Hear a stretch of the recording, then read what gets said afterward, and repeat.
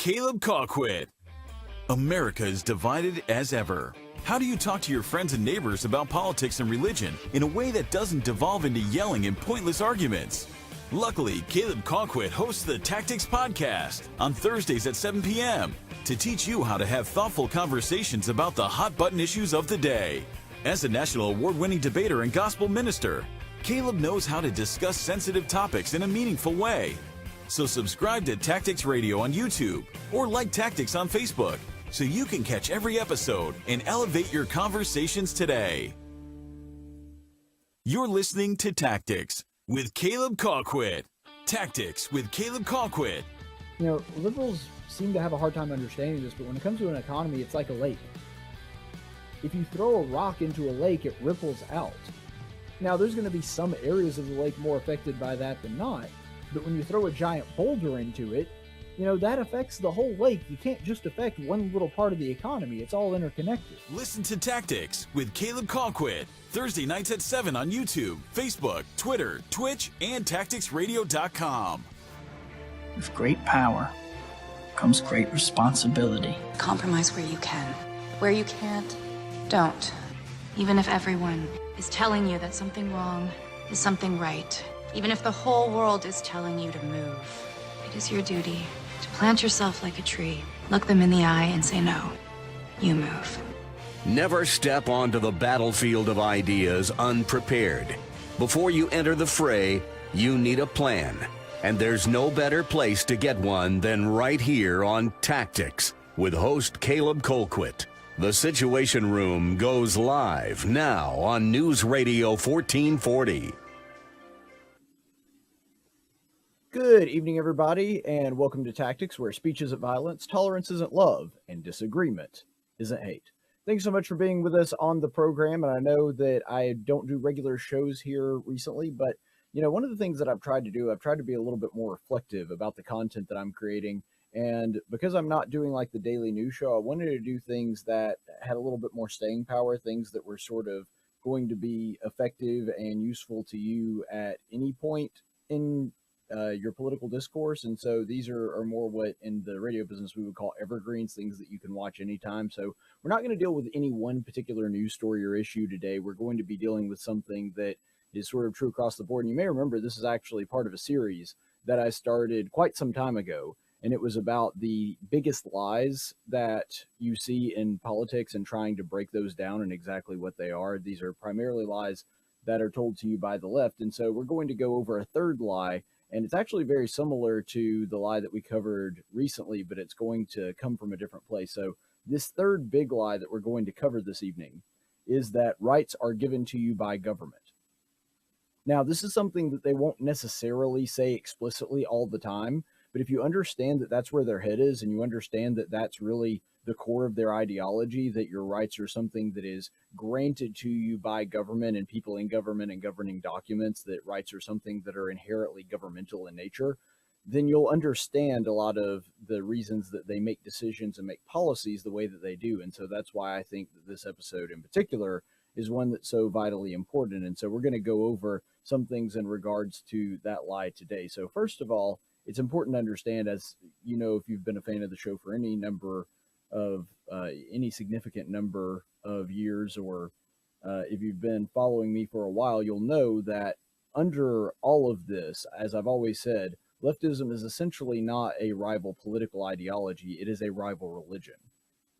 And you'll see that it's happening more and more that politicians on the left will talk about things with religious fervor. They'll use religious language, talking about things like our democracy is sacred, that kind of thing. And so they'll use this very religious like language. And by the way, people on the right do that to a degree too, but they tend to usually attribute that when you're talking about something that is inherently moral or relates directly back to Christian religion, whereas people on the left tend to use that language more in government and policy and law itself. And so there is a little bit of a difference between those two things. And so they've kind of conflated government with God and government with religion. Politics is their religion. Politics is affected by a Christian's religion, but it's not the same thing. And so we're going to delve into a little bit of the nuances there tonight. And so hopefully this is something that you will find helpful.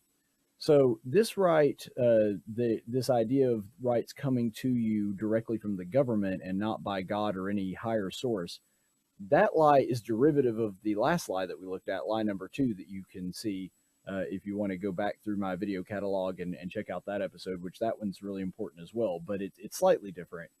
You'll remember that that lie is that the needs of the collective outweigh the needs of the individual. So this is one that actually is sort of at the core of that one, because if you believe that the needs of the collective are more important than the needs of the individual, one of the ways that you can come to that conclusion, in fact, I would say it's pretty much the only way you can come to that conclusion, is if you believe that your rights are not things that are inherent to you, but that are bestowed upon you, not by God, but by government. And so we're going to discuss that a little bit tonight. So its rebuttal is that rights come from God, and we'll discuss that as well. But ultimately, because they see government as the source of rights, they view government as their God. That's really where all of that comes from. And when you're talking about the left, they tend to think of all your rights as material things, and you don't have to look very far or think very hard to understand that this is the case. So usually when you hear people on the right talk about rights, they talk about things like personal liberty, the right of association, economic freedom, those kinds of things. When you talk to people on the left about rights, you'll notice it's all based in materialism. And by the way, it's not necessarily that there should never be any material concerns woven into this idea, because we're going to talk a little bit later about property rights being an important thing. That is something that is based in the material world. However, that basis in materialism, it comes from God, but I don't want to get ahead of myself. The idea that certain things belong to some people and not to others is actually something that comes directly from divine revelation. That's not the case when you're talking about leftism. They think that all rights are based in material. So, for example, if you have one guy that has a really big house and one guy that doesn't, well, that could be explained by the fact that the guy has a really big house, invented something that was very useful, and because of that, a lot of people were willing to pay for it. Or he did something that was really helpful to other people and worked really hard, and that's the way that he got that house. And the guy that doesn't have a very nice house, or maybe doesn't have a house at all, it's not that it was because he was lazy or because he didn't work on it. I'm not saying that that's every single case of somebody that doesn't have a nice house. I'm just saying that looking at nothing but the raw facts of that case, just one guy has a nice house, one guy has another house, the person on the right might look at that and say, well, there's a lot of different things that could have led to that outcome. People on the left only look at it and say that there's some kind of injustice, because in their mind, everybody has the right to everything. And so because of that, if one guy has a really nice house and the other guy doesn't have a really nice house, there must be some kind of oppression or injustice. And so that's what I mean where all the rights are supposed to come from something materialistic when you're talking about people on the left. You know, they talk about people having a right to education, a right to food, a right to medical care, a right to all these other things. It's always things that people can do for you as opposed to what the government is not allowed to do to you. That's the difference in negative and positive liberties. And so ultimately, that's really the starting point of this whole ideology, of this idea that rights are given to you by government, because in their mind, all rights are not really rooted in you, they're rooted in material goods. And so because of that, redistribution, when it's done by the government, is like God delving out judgment and reward. So in the same way that God, you know, sometimes God reigns on the just and the unjust, that's certainly a biblical principle. But in the same way, because again, to them, government is God, redistribution is God judging people and setting things aright. That is their idea of godly justice, the government coming in and taking things from some people and giving them to other people they feel are more deserving of those things. And so that's the reason that they believe in redistribution. Also, that is how God provides. Ultimately, that's how they see it, in the same way that God provides for people. And that's how religious people have viewed it for thousands of years, regardless of your religion. In their mind, it's government that's supposed to provide. There are certain things in their mind that shouldn't even be allowed to be discussed in the private market, because ultimately that's something that government should do for you. I mean, you need to look no further than the medical debate. When it comes to things like Obamacare, they want the government to be the thing that is the sole provider of this service. And because they view it as a right, they think that everybody should pay into it and that everybody should, well, not everybody should pay into it. I mean, half the people in the country don't pay taxes, but all of the taxpayers certainly should pay into it, and then that should be distributed evenly by government, because government ultimately is the provider.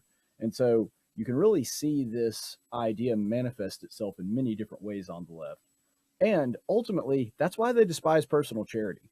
They hate that. And you'll see the reason that you look at, for example, countless studies that show that people that are more politically conservative give more money to charity, they volunteer more, that kind of thing. That mainly comes from the idea that in the mind of a leftist, it's not up to them to, go volunteer at a homeless shelter or whatever.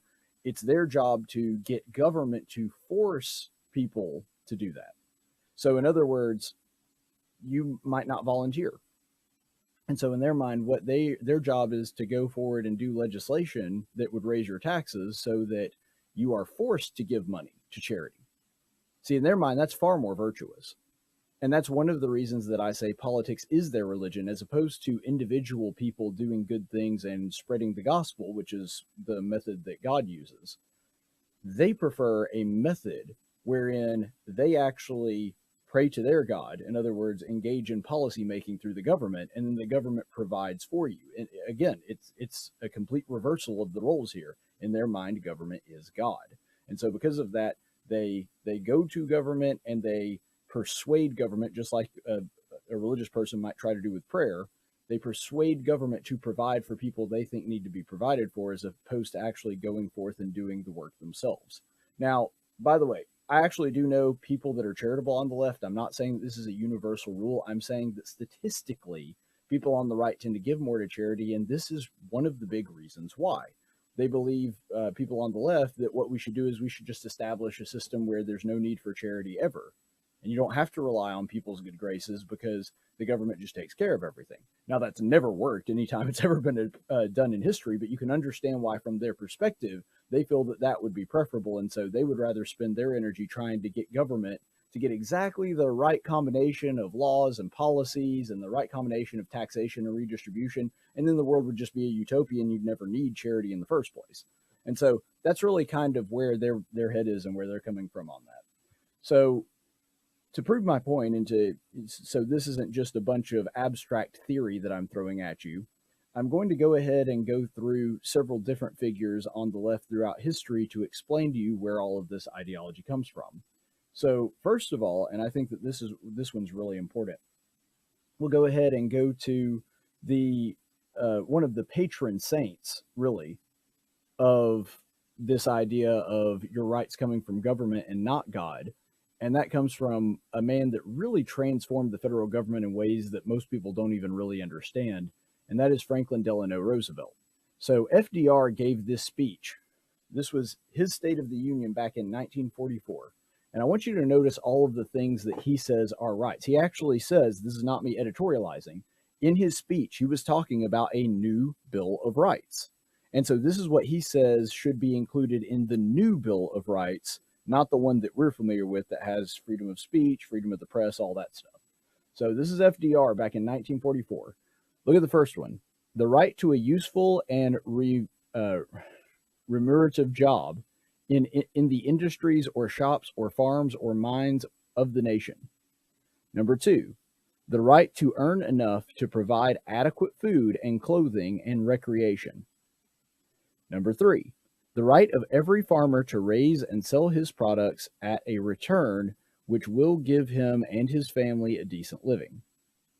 Number 4, the right of every businessman, large and small, to trade in an atmosphere of freedom from unfair competition and dominated by monopolies at home or abroad. Number 5, the right of every family to a decent home. Number 6, the right to adequate medical care and the opportunity to achieve and enjoy good health. Number 7, the right to adequate protection from economic fears of old age, sickness, accident, and unemployment.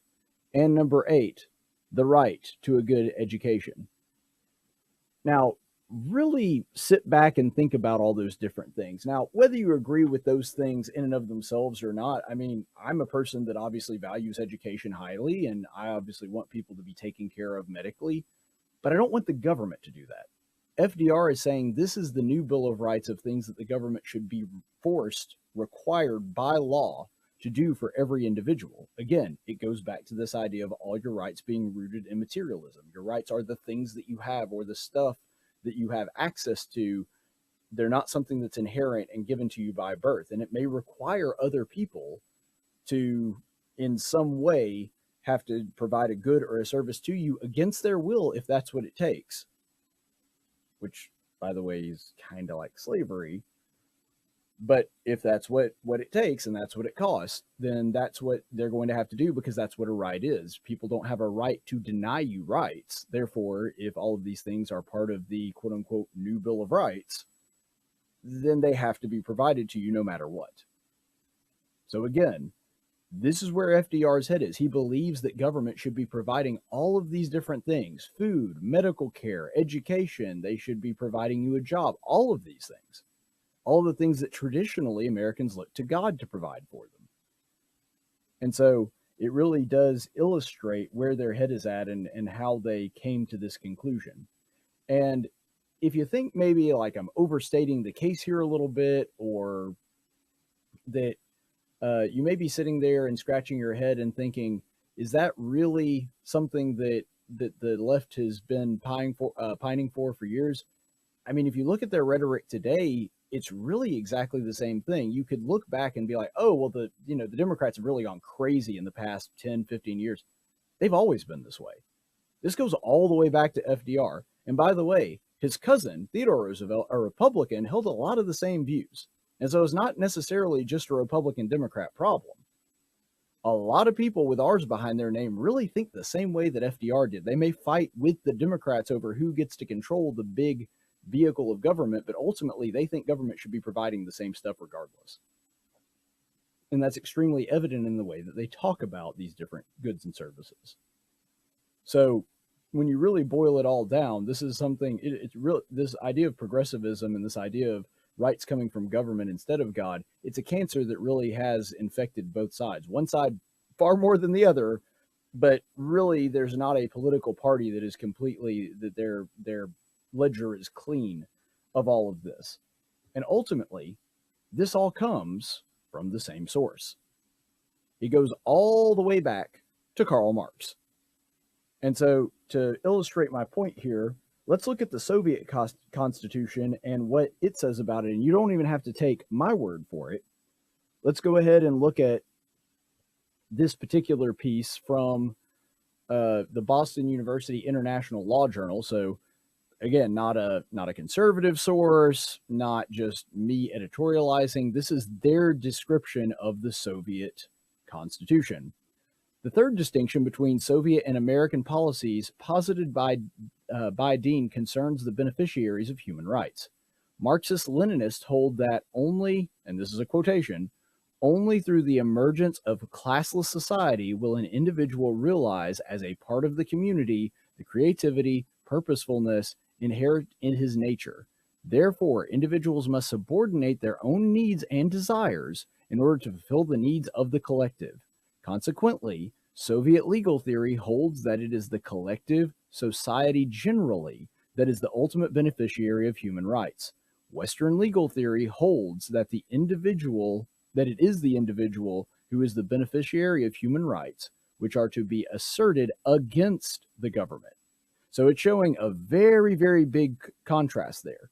So Soviet legal theory says that ultimately the collective, the larger society, is the beneficiary of human rights, and therefore the rights belong to the collective, which means that the collective has the ability, in this case the government, to take those rights away if you want.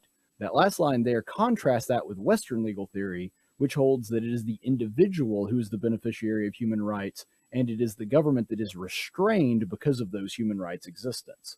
So that's the difference in what we were talking about earlier. It's the difference in positive liberties and negative liberties. Positive liberties are things that people have to do for you versus negative liberties, which are things that the government is prevented from doing to you. And so with that in mind, and I want you to continue to think about all of the different things that FDR said should be in the new Bill of Rights. And then let's look at this, which is, again, just go straight to the horse's mouth. You already seen the legal scholars comment on this, but let's go straight back to the original source, because you know how much I love doing that. Let's go back straight to the original source and take a look at the 10 pillars of communism. Let's go ahead and read those real quickly. So this is essentially the Communist Bill of Rights, as it were. So again, Karl Marx, 1848, the 10 pillars of communism. Number 1, abolition of property in land and application of all rents of land to the public purpose. Pillar number 2, a heavy progressive or graduated income tax. Pillar 3, abolition of all rights of inheritance. Pillar 4, confiscation of the property of all immigrants and rebels. Pillar 5, centralization of credit in the hands of the state by the means of a national bank with the state capital and exclusive monopoly. Pillar 6, centralization of the means of communication and transport in the hands of the state.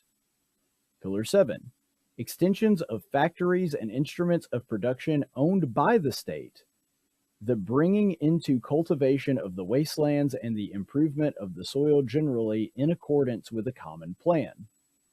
Pillar 8, equal liability of all to labor, establishment of industrial armies, especially for agriculture. Pillar 9, combination of agriculture with manufacturing industries, gradual abolition of the distinction between town and country by a more equitable distribution of the population over the country. Pillar 10, free education for all, children in public schools, abolition of children's factory labor in its present form, combination of education with industrial production. So there you have it. It's the 10 pillars of communism. In other words, sort of the communist version of the Bill of Rights. And you'll notice a very distinct and recognizable pattern. It's really, really similar to what FDR was talking about. Now, he didn't go quite as far as to say there should be no such thing as private property. He didn't quite go that far. He didn't say that we ought to seize all of the land and everything should be centrally controlled. But if you do have central control of the things that FDR was talking about, where the government's in charge of feeding everybody, the government's in charge of media, the government's in charge of medicine, the government's in charge of all those things, it doesn't take too long to figure out the government's going to be running pretty much everything if they seize those major pillars of society. And that's exactly what Marx was advocating for. And you'll notice how many of those things overlapped, like free Medicare, medical care, like free education, like, the basically having a centralized planning body to handle all of those things, having, in FDR's case, the federal government, in Marx's case, the centralized government, regardless of what it was.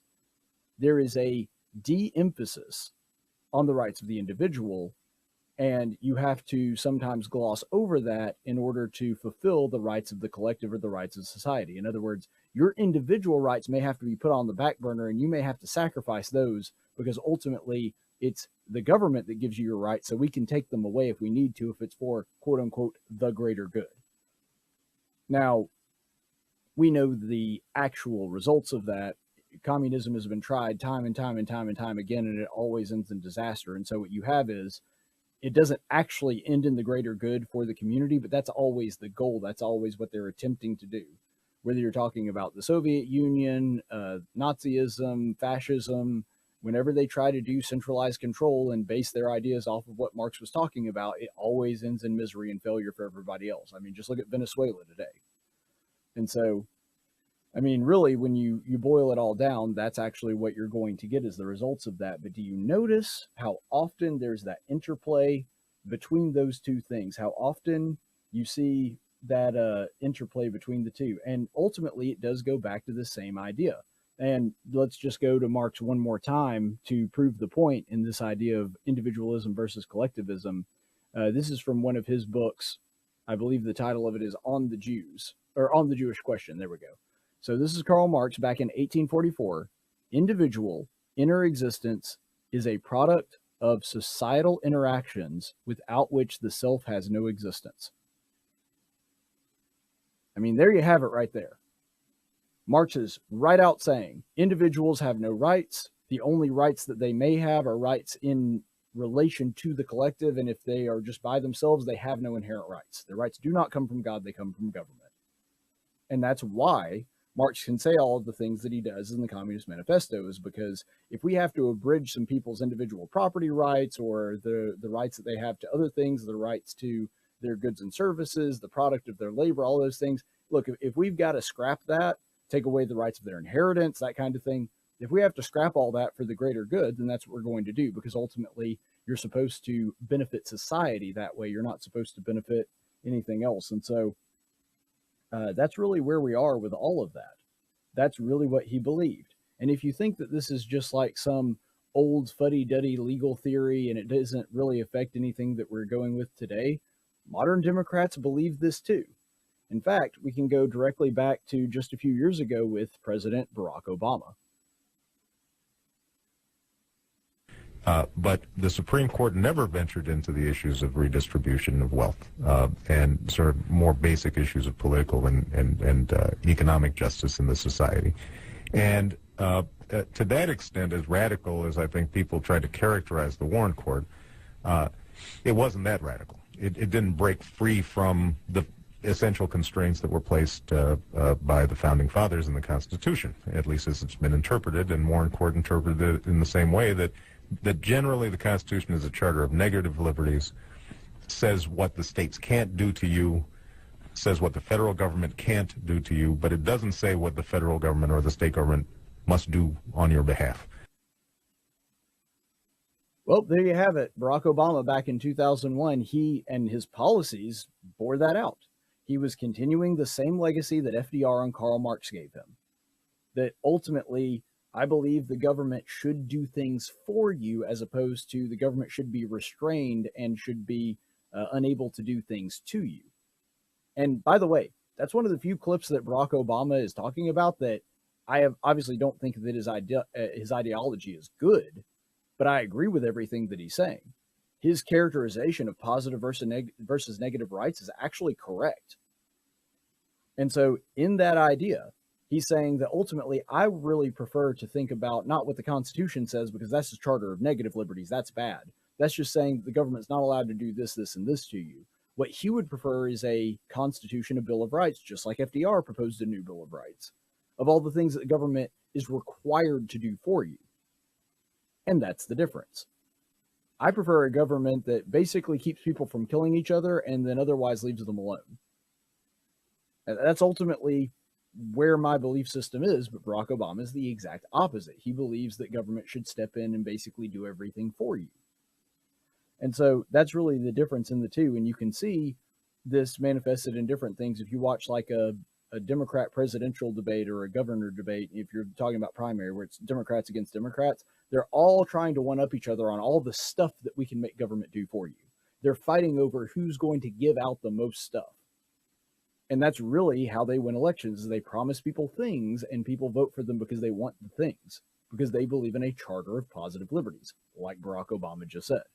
That's the reason Bernie Sanders goes around calling everything a human right. He's like, housing is a human right, and medical care is a human right, and having a car or having a phone or having high-speed internet, it's a human right. Well, that's where that comes from. Because if you believe stuff is what your rights are and that your rights come from government, of course you're going to believe that all those things are human rights. Because obviously a human right can't be high-speed internet if the internet didn't exist, 50 years ago. Or high-speed internet certainly didn't exist 50 years ago. But if government gives you your rights, all those things can become rights because the government can change periodically whenever it wants to, really, what your rights are going to be and what they aren't. There's no solid state. There's no anchor. There's no thing to really ground yourself in. There's no fundamental or higher power. It's just whatever government decides is a right in the moment. And so that's why you get people like Bernie Sanders, Elizabeth Warren, Kamala Harris, now Joe Biden, going around telling you all these people are right. So, I mean, remember, 10 years ago, we would have gone out and executed people for trying to dress up, a grown man dress up as a woman and rub his scrotum across a child's face. Like, that would have been something that they probably wouldn't have even had to worry about the justice system. They would have just shot him on sight. And now we're saying that that's a human right. Because again, rights change if you believe that government is the thing that gives you rights. There's nothing intrinsic or higher about it. It is just whatever the government decides, whatever the collective decides in the moment, that's what your rights are. Because ultimately, the collective is the thing that's supposed to benefit from those rights. The individual doesn't matter. And that's where all of this comes from. It's all springing, it's all fruit from the same poison tree, to use the legal analysis. So let's go ahead and go into the rebuttal. And if you remember what I've been doing in this series so far, I've been giving 3 forms of rebuttal. So I'll give the biblical rebuttal and the legal rebuttal and the moral rebuttal. So we'll go ahead and start with the biblical rebuttal. So we'll go ahead and start with Romans 1, verses 18 through 20.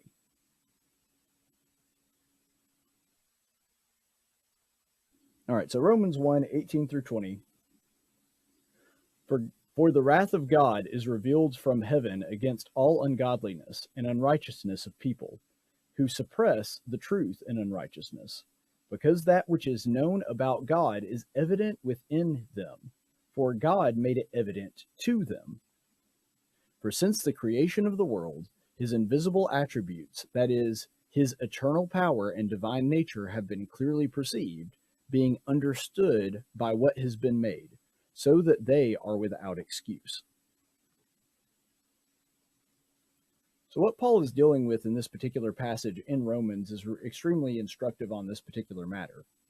Because what God is saying is that when God created the world, there was a natural order to it. There was a set of rules that if you violated those rules, they were going to punish you. Not because God was making some conscious effort to punish you or something like that. It was more like, this is the way that nature works. And if you try to violate nature, you try to go against nature, you're going to get punished. It's the same way like when you see an electric fence.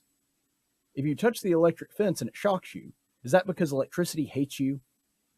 Is that because some being that's controlling electric fences decided to punish you? No, it's because the nature of the thing. You have violated the nature of the thing that you're interacting with, and therefore you got shocked because of it. And so it's not that there's some kind of act of punishment going on. It's just the way that nature works is instructive in that way. And so that's really what Paul is arguing there. That even people that had no advantage of divine revelation, that didn't know God, and that's how you get people like Aristotle actually getting pretty close to the truth of God without having any divine revelation whatsoever, is you can observe nature. And you can observe its rules and observe the way that it works and functions and the harmony in it and all of those things. And you can, without any divine nature really, get pretty close to understanding how the world works and understanding God and his divine design for that. And if that is the case, if there are inherent rules in nature that govern the universe, then that would mean that there are inherent rules that govern humans. Regardless of whether you believe in God or not, that is self-evident. And if that is the case, then there must be certain things, certain rights that are internal, that are something that belong to the individual on the individual level. So even without delving into the question of whether or not God exists or seeing an exact scripture from divine revelation, Paul is saying there, even if you had no divine revelation whatsoever, you can understand that the universe works by a certain set of rules and that we can operate within those rules to enhance our life, which would imply that there is a certain nature to man and that he has certain rights that come not from anything that he does or because it was granted to him by some kind of dictator or some kind of government body, but it's something that is inherent in him. Now, the explanation for that actually does take divine revelation because you have to go back to creation for that. But the principle there is something that you can get to even without divine revelation. And Paul is actually attesting to that right there because God worked that certain level of natural inherent truths into the universe. So ultimately, when I was going through this, because that was my starting point, But I knew pretty early on, and it became very evident to me, that there was no way that I was going to be able to get through every single individual right that is talked about in the Bible, because, the rights of mankind, even the founders said that they couldn't come up with an exhaustive list of them. They did the best they could with the Bill of Rights, but they specifically left in a proviso in the Ninth Amendment because they understood that they weren't going to be able to do an exhaustive list, because there might be rights out there that they haven't thought of yet. And it's not that they would discover them because new technology came up or the world changed or anything like that. It was just because, understanding theology and how vast and how multifaceted it is, that there may have been something that they missed. And so because of that, if there was a right that existed beforehand, they didn't want people to be able to say, well, that wasn't a right. And so that gives you some idea of the scope that I'm dealing with here. But I decided to narrow it down to 3 rights, the 3 primordial rights that the founders believed in. And that would be life, liberty, and property. That's what they wrote into the Declaration of Independence. That is what was observed by the philosopher John Locke, who was basing his teachings on the Bible as well. And so that's really where we're going to start. We're going to take a look at life, liberty, and property, and is there biblical precedent for those 3 things? Because if there's biblical precedent for those 3 things, we can probably assume that there's going to be more in the Bible. And by the way, there is. I've actually done classes that are a little more exhaustive than this. But ultimately, if we can find it for those 3 primordial rights, we can kind of understand where the right of other things come from as well. And so let's go ahead and look at our very first one. So we're going to look at life first. So this is the most basic of all rights. It's the first right, and without it, no other right can exist. Dead people don't have rights. So let's go ahead and look at Genesis 4, verses 8 through 11. Cain talked to his brother Abel. And it happened that when they were in the field, Cain arose up and against his brother Abel, and killed him. Then the Lord said to Cain, "Where is Abel, your brother?" And he said, "I do not know. Am I my brother's keeper?" Then he said, "What have you done? The voice of your brother's blood is crying out to me from the ground. Now you are cursed from the ground, which has opened up its mouth to receive your brother's blood from your hand." That is the world's first murder. Cain kills his brother Abel. And for all we know, that's actually the first time anybody died. So it may not only be the first murder, it might actually be the first death. We just aren't sure. But whether it was or whether it wasn't, Cain killed his brother. And God got upset about it. Why? Why is that something that God would frown upon? First of all, no one's died before. Second of all, there's no law. The story of Cain and Abel comes way before there's any law.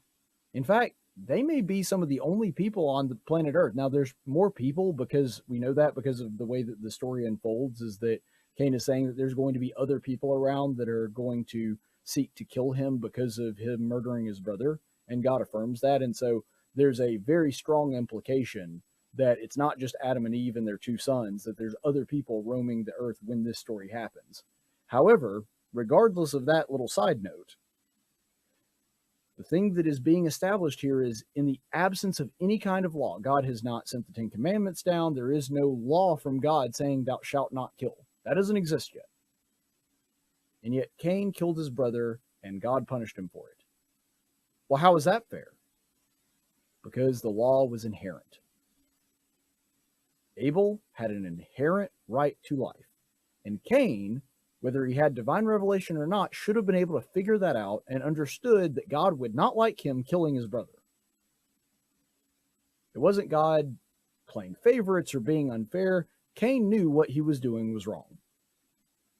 Not only did God give him a conscience, but he gave him a reasonable mind that should be able to observe these things. And just like we saw in Romans, be able to discern from that, even before a law existed, that taking another person's life is immoral. And so with that in mind, we can see very quickly whether there's a law or not a law. Even before God had revealed it through divine revelation, taking another person's life is a violation of the laws of nature and nature's creator. Therefore, you have a right to life. All right, with that in mind, let's go ahead and look at Genesis 9, 3 through 6, where it states, "Every moving thing that is alive shall be food for you. I have given everything to you, as I gave the green plant, but you shall not eat flesh with its life, that is the blood. Certainly I will require your lifeblood. From every animal I will require it, and from every person, from every man as his brother, I will require the life of a person. Whoever sheds human blood, by man his blood shall be shed. For in the image of God he made mankind. So what does that tell you? If you shed human blood, the recompense for that is that other humans have a responsibility to spill your blood. Not out of vengeance, but out of justice. Why? Because again, everybody has a right to life. And when you take that life, you have violated nature and violated God. And so because of that, when that happens, you have foregone your right to live. You have forfeited your own life. And so there are consequences, natural consequences, to what you're seeing.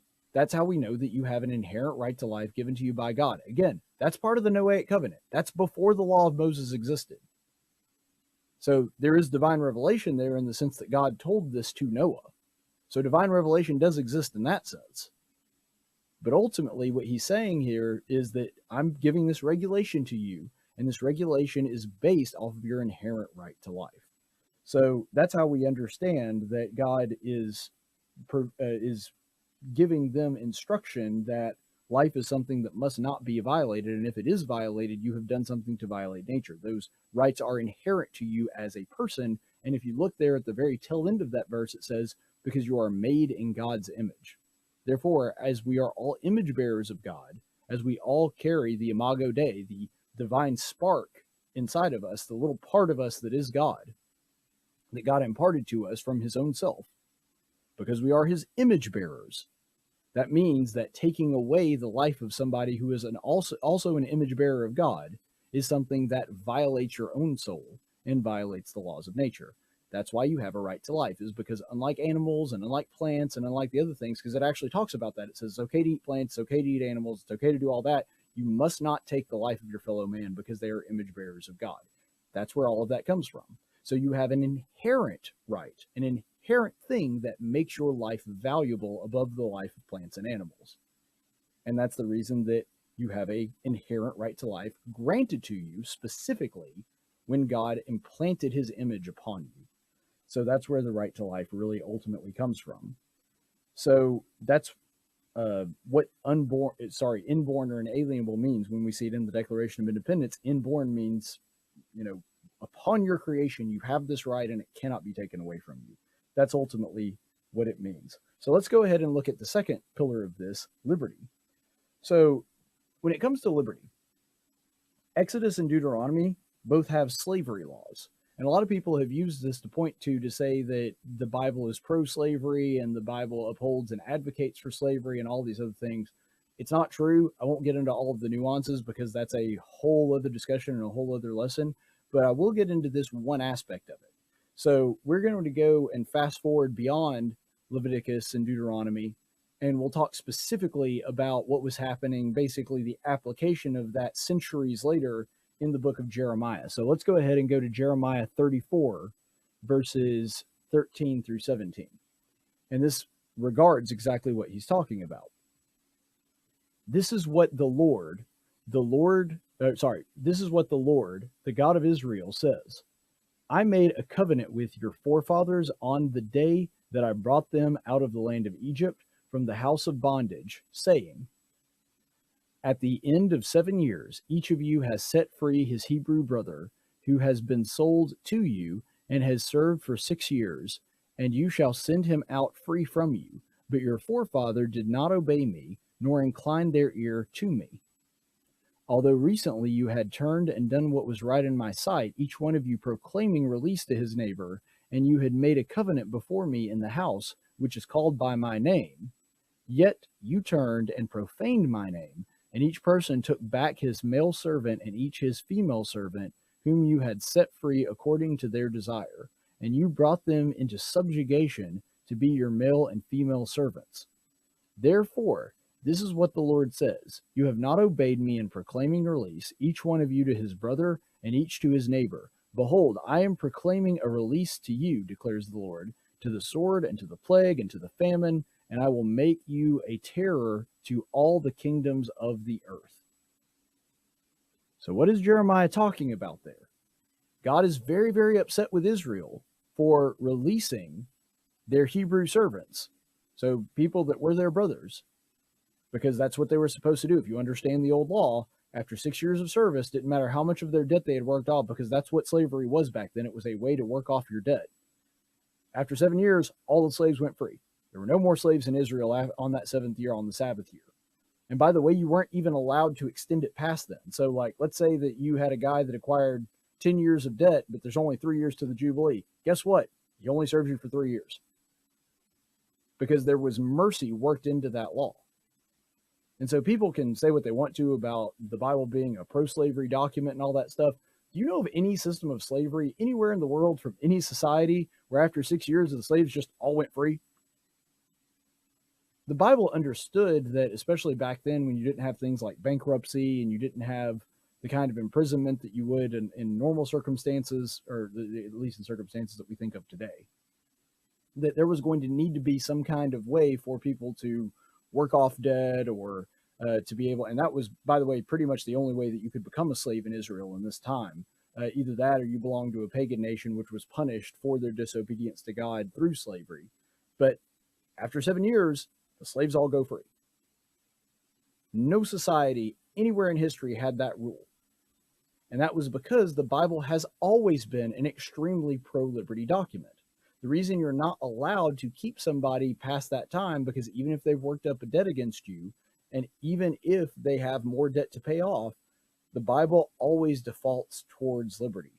Freedom is always something that the Bible strives to default back to, because it is an extremely pro-liberty document. I mean, the basis of the Hebrew faith starts with Abraham, but it really comes to fruition and becomes formalized and becomes something with teeth at the Exodus, when the Israelites flee slavery. And by the way, the instructions in the law of Moses specifically say that the reason you're supposed to do this, and the reason that you're supposed to treat even your slaves well, is because remember that you were slaves in Egypt. You don't want to treat them the way that you were treated in Egypt. And so all of these things point back to the idea that the default for God was always to be in favor of liberty. You have a right to your own liberty. And so even when you have found yourself in slavery, you're supposed to be able to go free after a certain amount of time. That was always God's natural proclivity. And also, there is a natural consequence to not honoring this idea of freedom. Again, because the natural world is geared in a certain way, and God created it to reflect his divine plan. People that engage in slavery, especially cruel slavery and human trafficking, in order to facilitate that slavery, there are punishments that are involved in that.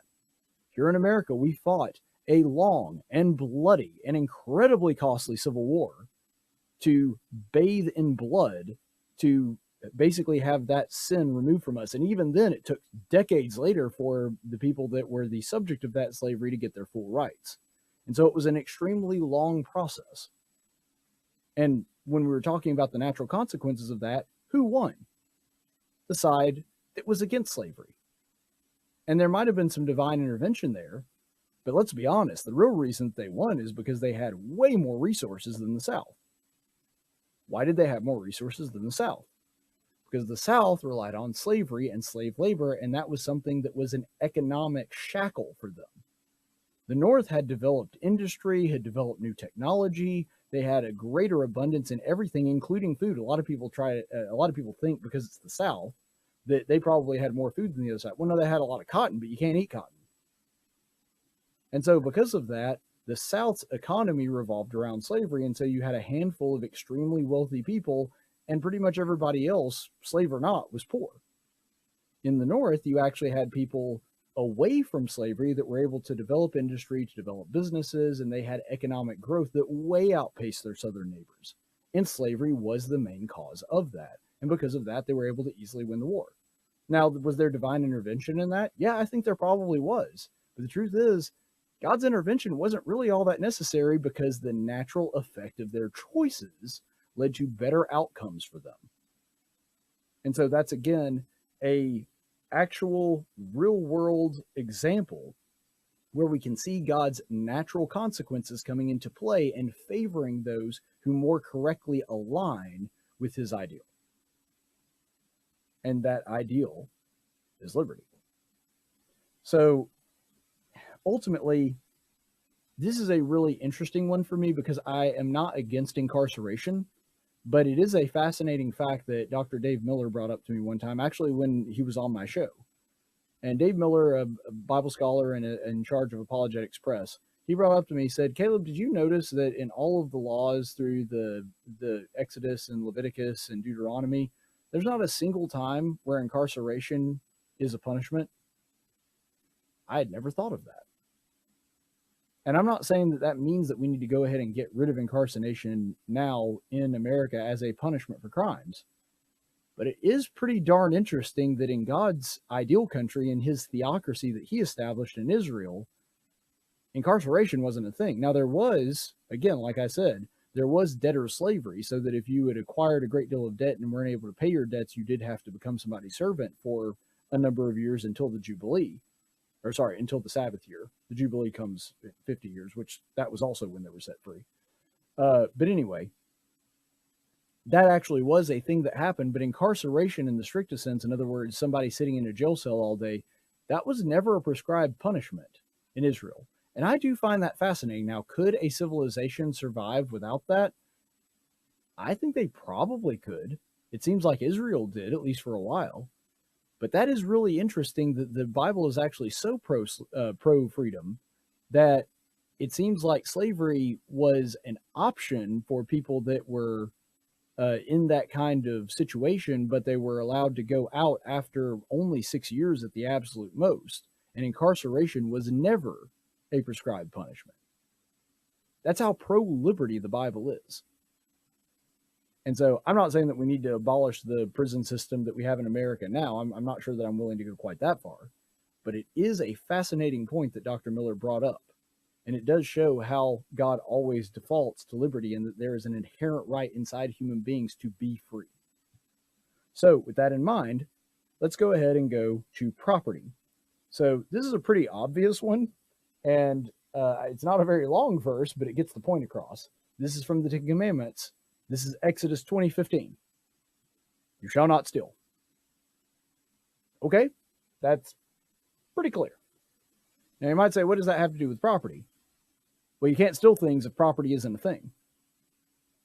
The commandment not to steal automatically assumes it is inherent within it that if you can steal something, that means there must be things that exist in the world that are not yours.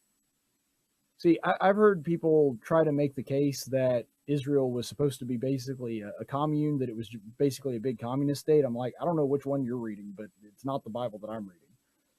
If you have the ability to steal from another person, it implies they have property and that property belongs to them and not you.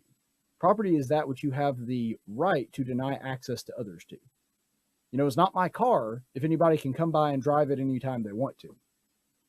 If somebody can just come by and take my car whenever they feel like it and there's no consequences for that, then it's not really my car. If anybody can just walk into my house anytime they want to and take any of my food, do I own anything? And so the idea that you can steal things implies that property is a thing and that is a value that God holds. That being said, there's actually another commandment in the Ten Commandments that says exactly the same thing just a few verses later, at least in terms of what we're talking about. Exodus 20:17. You shall not covet your neighbor's house. You shall not covet your neighbor's wife, or his male slave, or his female slave, or his ox, or his donkey, or anything that belongs to your neighbor. Okay, so there you have it in very explicit terms. It belongs to your neighbor because it doesn't belong to you.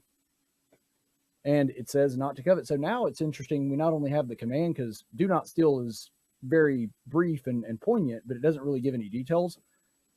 Now we have, you're not even allowed to covet, to desire, to want things that are not yours. And so that's much more of an internal regulation than an external regulation.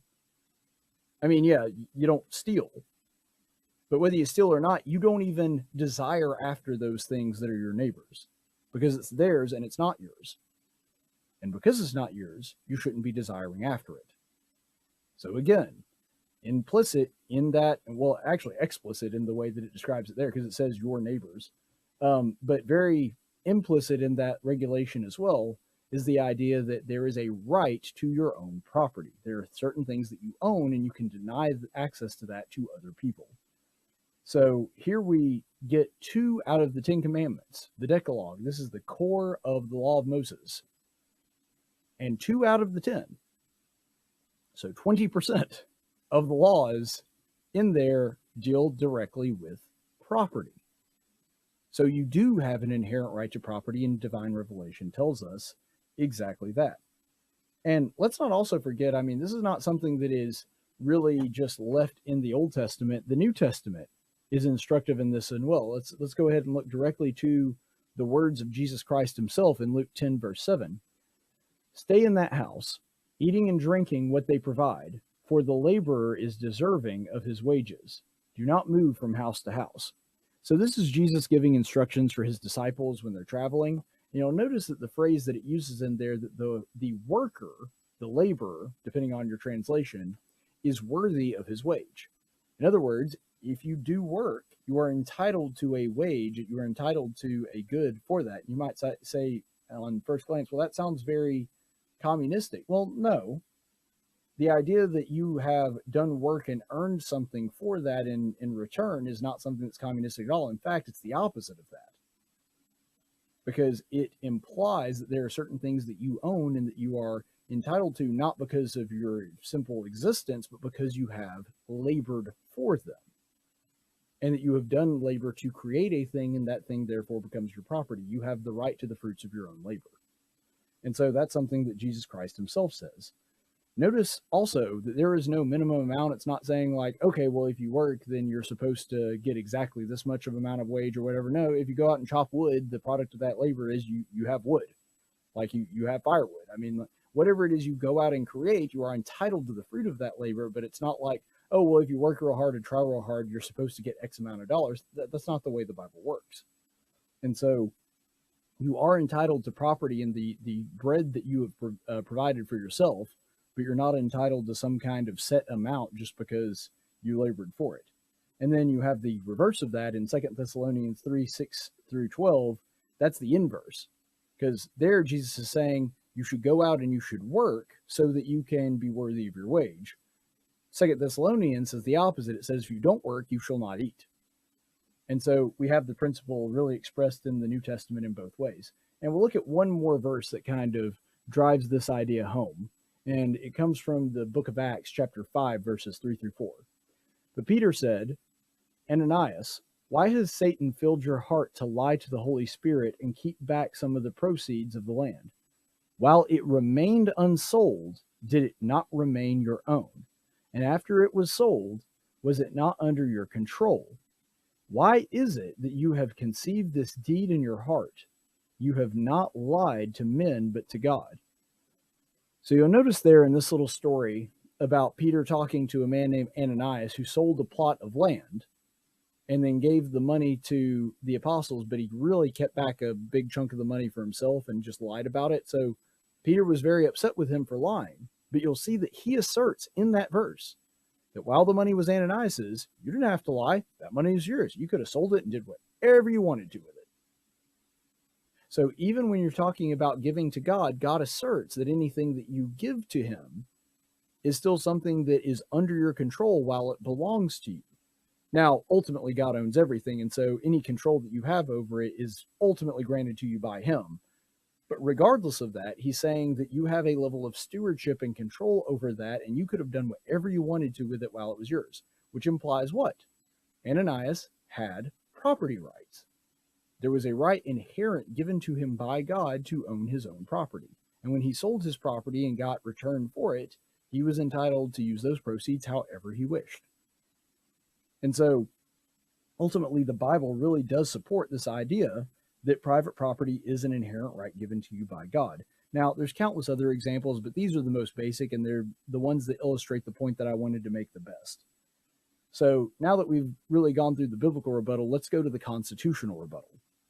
So first of all, if you look in the Constitution, if you look in the Declaration of Independence first, because it's in the Constitution too, but it's really more explicitly stated in the Declaration of Independence. If you look in the Declaration of Independence, it gives real credence to this idea right away. So let's go ahead and look at that. This is really the money statement of the entire declaration. We hold these truths to be self-evident. Sounds a lot like Romans 1. We hold these truths to be self-evident that all men are created equal, that they are endowed by their Creator. Notice where the rights are coming from. By their Creator with certain unalienable rights. Unalienable. In other words, you can't take them away from you. That among these are life, liberty, and the pursuit of happiness. Now, I will make a slight note here that originally it was life, liberty, and property in Jefferson's original draft. They changed it to the pursuit of happiness specifically because they didn't want the southern states to be able to argue that, well, we have life, liberty, and property, and slaves are property, therefore we have a right to those.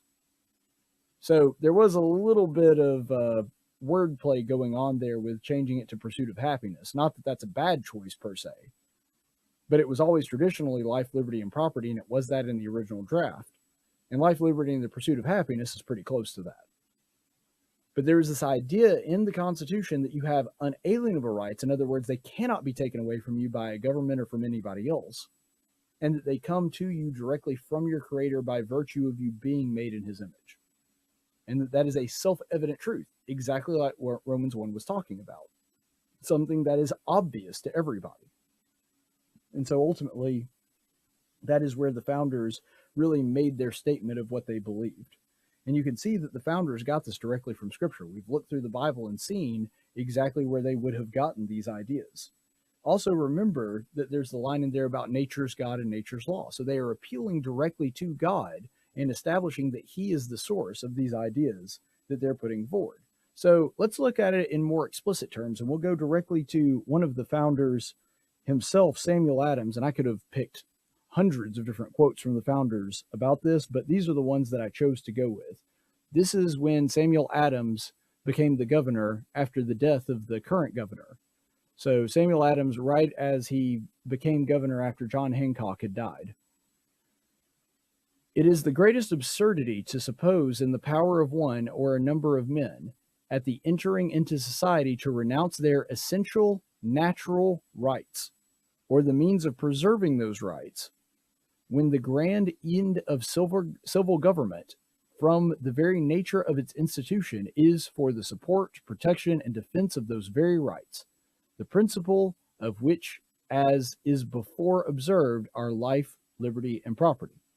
So right there you have life, liberty, and property again mentioned, and that these are essential natural rights, and to give those up defeats the entire purpose of government. So let's go ahead and look at the rest of this quote. If men, through fear, fraud, or mistake, should in terms renounce or give up any essential natural right, the eternal law of reason and the grand end of society would absolutely vacate such renunciation. The right to freedom being the gift of God Almighty, it is not the power of man to alienate this gift and voluntarily become a slave. So Sam Adams is saying, not only can other people not take your rights from you, even if you wanted to give your right up, you cannot give it up. It is something that is ingrained in you from the beginning. Now, you can choose not to exercise that right, but whether or not you have the right or not, that's something that can never be taken away from you, not even by you. And the whole purpose of government, according to Adams, is ultimately to secure those rights of the individual, not gather rights for the collective or do the greater good, but to preserve the individual rights. That's why he says when you enter society, you don't just forego those rights. In fact, the whole purpose of entering society is to preserve and further those rights. And so it's the exact opposite of what people like Marx and FDR and Bernie Sanders and Barack Obama have been preaching all this time. The founders believed the exact opposite of them, and it came from this idea that your rights come from God, not from government. That's what Sam Adams believed. It's what John Adams believed. It's what all of the founders believed. And that's why they signed their name to it in the Declaration of Independence. Sam Adams was giving a little bit more explanation behind that, but that's what the Declaration says in a nutshell anyway. And let's look at one more quote by him, because this is from that same speech, but it really drives this same point home. So again, this is Sam Adams. In the supposed state of nature, all men are equally bound by the laws of nature, or, to speak more properly, the laws of the Creator. They are imprinted by the finger of God on the heart of man. Thou shalt do no injury to thy neighbor, is the voice of nature and reason, and it is confirmed by written revelation. So Sam Adams is saying those rights would exist whether there was written revelation or not. Again, sounds an awful lot like Romans 1. But whether it exists or not, we do have it confirmed by divine revelation, and because of that, we have an obligation to see it through. Ultimately, that is what Samuel Adams believed. The founders are a complete reversal of this idea of collective rights or this idea of rights coming from government. None of them believed that. They all believed that rights were something that was inherent and given to you by God. And you might try to rebut that if you were on the other side, because the Bill of Rights deals with all these natural rights, and they assume that these rights are all inherent, given to each man because they are made in the image of God. So the obvious rebuttal has, wait. But why are there those regulations? I mean, wouldn't that imply that government can take your rights? No, it actually can't. Think about it. Let's just take one example, the freedom of speech. Can the government really take away your freedom of speech? They can do the best that they can to suppress it. They can even kill you if you say something that you don't like. That is an abridgment of the freedom of speech, but they can't really take it away from you. I mean, unaliving you is really the only option they have to take it away from you completely. And even then, they're violating your right to life. And so as long as you are living, as long as you are continuing on this earth, even if they do things to try to suppress your voice, they can't really take it away completely. And what Sam Adams is saying is, because government ought to recognize and be instituted specifically to protect those rights, then the government should never do anything to try to suppress them. And so the whole purpose of good government is not to act as a cudgel to try to curtail those rights, but instead a device that is created and instituted among men to try to preserve and protect those rights. And so that's what Sam Adams is really getting to. Even if the government wants to and is doing very bad things, they can't actually really take it away from you in the strictest sense. And you only need to take a cursory look at history throughout the monarchs and dictators throughout history. They were never really able to fully take away those rights because they're given to you by God and written on the heart of every man by God's finger. So ultimately, that is where the rights do come from. And really, a good rule of thumb to help understand this is that there is no such thing as a right that can come at the expense of another. So, for example, if you believe that medical care is a human right, that means that somewhere, somebody who is a doctor has to provide care to you whether they want to or not. They have some kind of obligation to serve you whether or not they actually desire to. Now, most doctors enter that practice specifically because they do want to help people. But regardless, you can't be entitled to another person's labor or their knowledge base or their skill set or whatever else it is. If a right requires something from another person, then it can't be an inherent right because it's not something you have naturally. I can't have a right to an education because I'm not born with a formal education available to me. It's not something that happens right out of the room. But I do have freedom of speech. I do have the right to petition people with their redress of grievances. Now, they may not take it all that well, but the point is I can still do it. I still have the right to property and things, the fruits of my labor. All of those things are natural rights that are really ingrained into me from the moment I am on this earth. That's not true with all of these other things that people try to promote as rights. And so there can never be a right that requires action from another person, because if so, it's not a natural right. It's not an inherent right. So you can't have a natural right to health care because that makes doctors slaves. You can't have a natural right to education because that would make teachers slaves. You can't have a natural right to housing because that would mean whoever builds or plans your housing, that would make them slaves. You can't have a right to the goods or services of another person. All of your rights have to come from God, and that means they have to be natural and inborn from the time that you are created in the womb all the way up until your natural death. That's how long your rights last. But the reason that they lie about this one so vigorously is because ultimately they want government to be God. And they And government is a really, really crappy God. It's just not good at being God. It's tried for centuries and it's never really worked out well for them.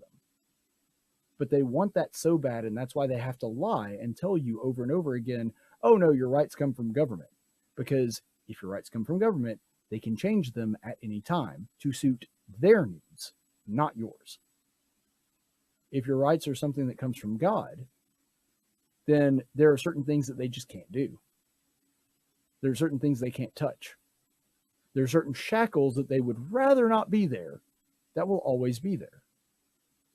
Because that means that there are certain things that God has decided that they get no say in. And that's why the left so vehemently fights this idea that your rights come from God. Because if the rights come from government, then they get to say what your rights are. If the rights come from God, they have no say whatsoever. And that's why that system is so much better, because nobody, no matter how corrupt, as long as your rights are protected, can usurp your rights.